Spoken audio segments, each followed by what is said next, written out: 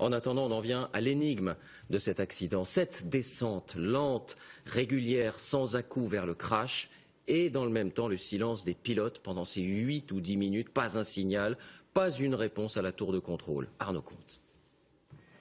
L'Airbus A320 de Germanwings a maintenu son cap jusqu'à l'impact. Il n'a jamais dévié de sa trajectoire de son plan de vol initial. L'appareil n'a jamais donné non plus de signal de détresse. Presque comme si rien ne s'était passé. Si bien que ce soir, 2 points cruciaux intriguent les enquêteurs. À commencer par la descente de l'avion. À 10h30 hier, il vole à son altitude de croisière, environ 11 000 mètres. Il approche alors des côtes françaises, comme le montre cette image radar. Mais à peine 1 minute plus tard, alors qu'il entre sur le territoire français, entre La Ciotat et Toulon, l'avion commence à perdre de l'altitude. À 10h32, l'Airbus a déjà chuté de 700 mètres. 10h33, sa vitesse est stable, mais il continue à descendre, moins de 10 000 mètres. 10h34, 8 801 mètres. 10h35, 7 513 mètres. L'avion survole alors le parc régional du Verdon. Sa trajectoire est rectiligne. À aucun moment, l'appareil ne dévie de sa route. 10h37, les Alpes apparaissent à l'horizon, 5196 mètres. L'avion continue ainsi de perdre de l'altitude. Jusqu'à 10h41, dernière donnée radar, quelques secondes avant l'impact. L'avion évolue alors à 700 km/h, à 2000 mètres d'altitude. La descente a duré moins de 10 minutes au total, selon les enquêteurs du bureau d'enquête et d'analyse, le BEA. Est-ce que vous m'entendez bien? On ne sait pas dire si elle est pilotée, par un pilote automatique, si elle correspond à une situation de panne. On n'est pas en mesure d'interpréter ce point-là à ce stade-là. D'autant qu'un autre élément suscite l'interrogation, le silence des pilotes. Le dernier contact radio a eu lieu 1 minute avant le début de la descente, à quelques encablures des côtes françaises. L'avion confirme alors son altitude de croisière, mais plus rien ensuite.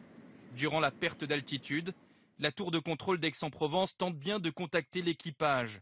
Pas de réponse. À aucun moment non plus, les pilotes ne transmettent de code de panne depuis leur cockpit. Ordre est alors donné à un Mirage 2000 de décoller pour tenter de se rapprocher de l'Airbus A320.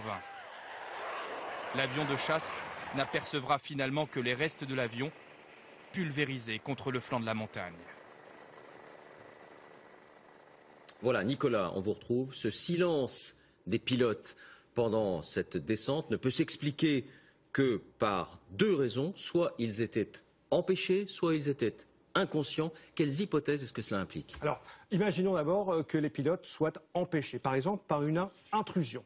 Une personne mal intentionnée qui entre dans le cockpit, qui immobilise, comme on le voit sur cette animation, les 2 pilotes, qui va finir par prendre les commandes et il dirige à ce moment-là l'avion sur les montagnes. Le problème, en fait, c'est que dans ce cas de figure, les pilotes peuvent toujours appuyer sur un bouton pour envoyer une alerte attentat. Et là, le problème, c'est qu'il n'y a rien de tel.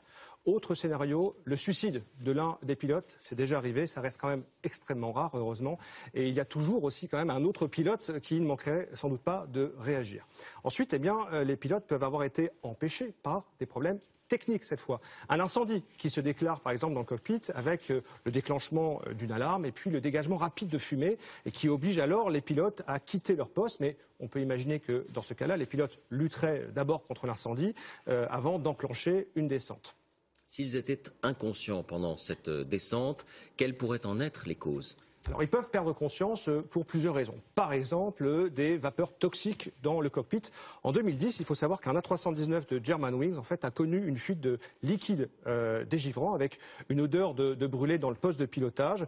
Et les 2 pilotes, en fait, il faut savoir, ont failli perdre connaissance et ont dû atterrir en urgence. Enfin, il y a quand même un scénario qui pourrait, entre guillemets, coller, c'est la dépressurisation de la cabine, c'est-à-dire une perte d'oxygène. Elle peut être brutale. Par exemple, un hublot qui explose peut vraiment mettre en péril l'avion et ses passagers. Le problème, c'est qu'à cette altitude, il n'y a presque pas d'oxygène dans l'air. Donc, si les pilotes ne saisissent pas tout de suite leur masque à oxygène, ils peuvent perdre connaissance à cette altitude en 15-20 secondes. Mais une dépressurisation peut aussi être lente. C'est déjà arrivé. Le taux d'oxygène dans l'avion diminue alors régulièrement sans que personne ne s'en aperçoive. À un moment, vous êtes en hypoxie, c'est-à-dire que vous êtes conscient mais que votre cerveau est un peu confus. Et dans le cockpit, les alarmes retentissent, les masques à oxygène tombent, mais les pilotes les ignorent. Et en pleine confusion, ils programment une descente et perdent connaissance. Vous voyez, il y a autant de pistes pour trouver une explication à ce silence assourdissant des pilotes. Oui, des hypothèses.